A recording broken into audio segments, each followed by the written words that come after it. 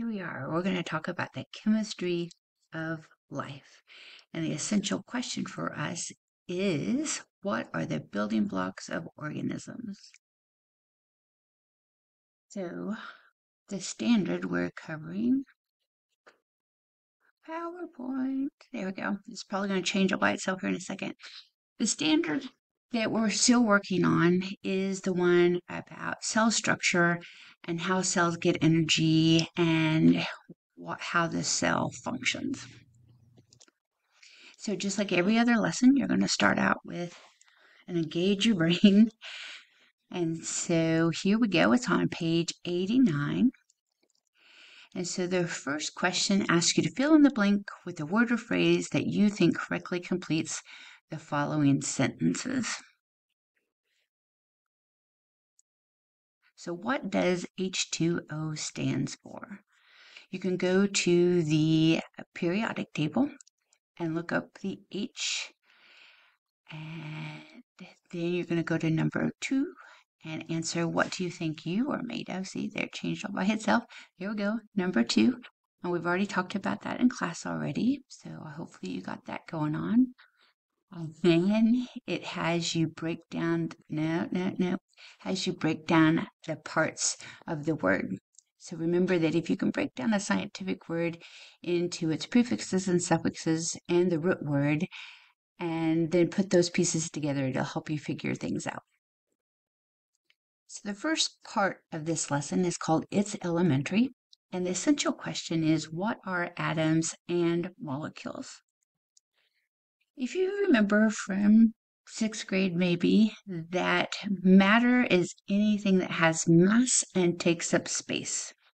Well, atom is the simplest piece of matter that can't be divided and keeps its characteristics. Are there subatomic particles? Yes. But if you cut up an atom, those pieces will not work together as that atom itself. It won't have those characteristics. So the periodic table is a list of all the elements that we know so far. And they're arranged in this periodic table not randomly and not because, someone showed up and said, well, I want helium to be over here and hydrogen doesn't like helium, so it needs to be way over on the other side.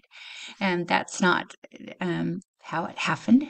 And there's a lot of things that happen along the periodic table. So we have groups that have similar characteristics in columns.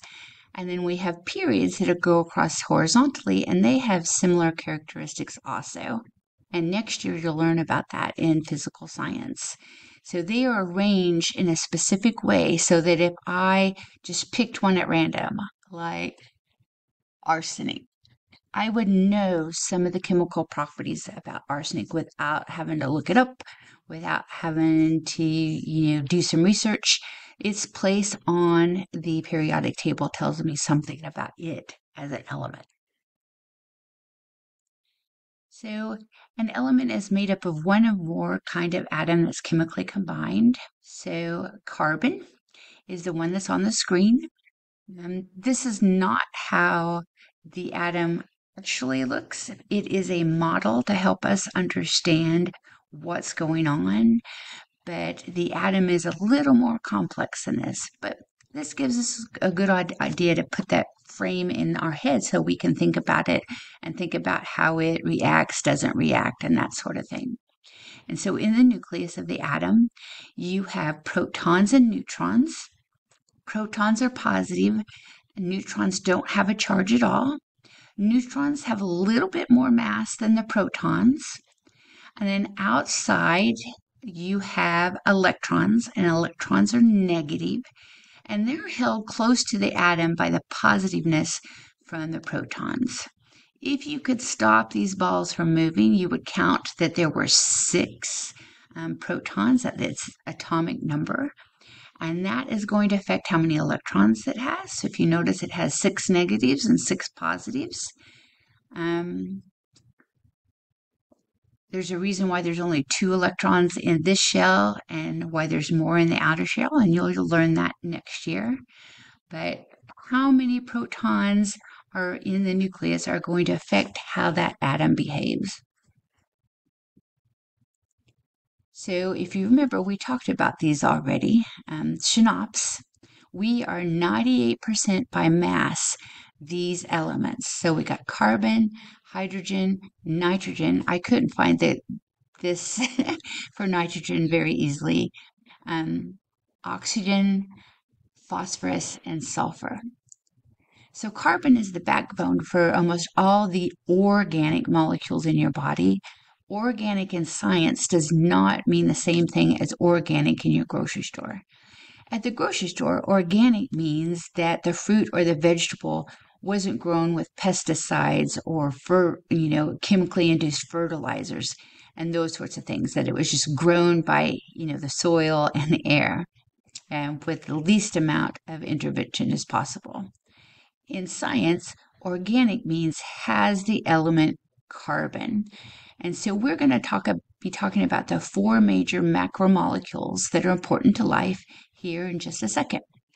But we are 98% mass of these elements. Then we have hydrogen. Hydrogen is bound up in a lot of those organic molecules. It's also the major component of water. And we have oxygen. We have phosphorus. You learned that in the cell membrane, you have a phosphate head and two fatty acid tails. So that's every cell membrane has phosphorus in it.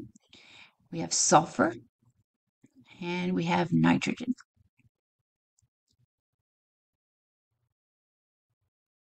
And so this is just, if you want to read it, you can pause and read it if you want to. Just gives you a little more information about what an element is.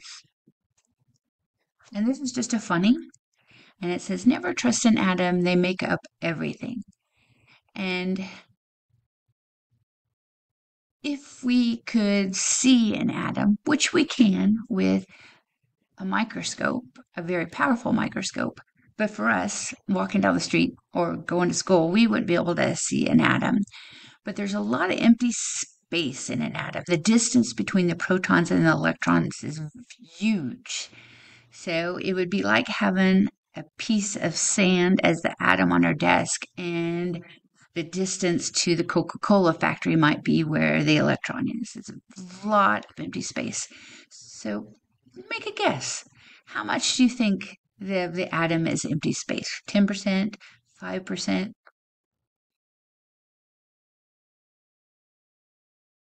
99%. That's a lot. A compound or a molecule is when atoms come together to make a new substance. So no longer are they carbon and oxygen and hydrogen. When they're bonded together, they react differently, they behave differently.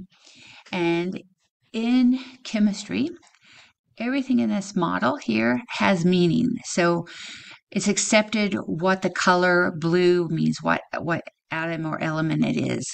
We know something about this ring structure if you were a chemist. This here means something if you were a chemist. You can see here that this has two bonds to it.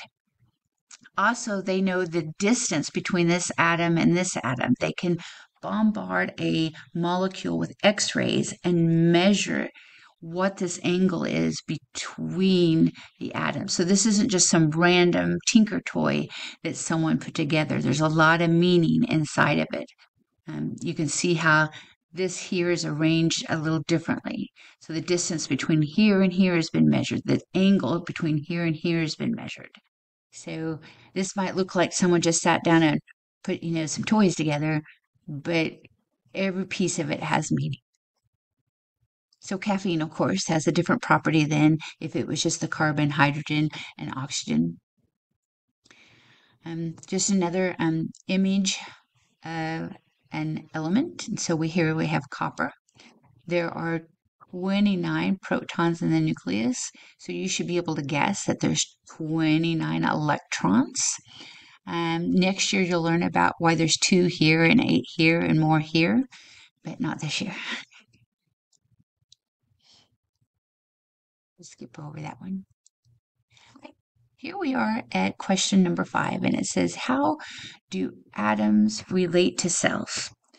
Try to use some of the terminology and ideas that are in this section of the reading. So think about what's in a cell, think about how a cell functions, think about the parts of a cell compared to the parts of an atom, but try to think smaller than Golgi apparatus and nucleus and ribosome. Think smaller. The next question asks you which element makes up most of the body. And for that, you just have to look at the pie chart, and I also put in a bar chart for you. So here is a CER question, a claim, evidence, and reasoning. So remember you have that page that I had you put in the back of your notebook. You have to make a claim, then you have to have at least 2 pieces of evidence to support your claim. That could be data that you took from an experiment or research that you've done. And then you have the R part, which is the reasoning. How does your evidence support the claim that you made? So 3 pieces: claims, evidence, and reasoning. Okay, that's the end for that one.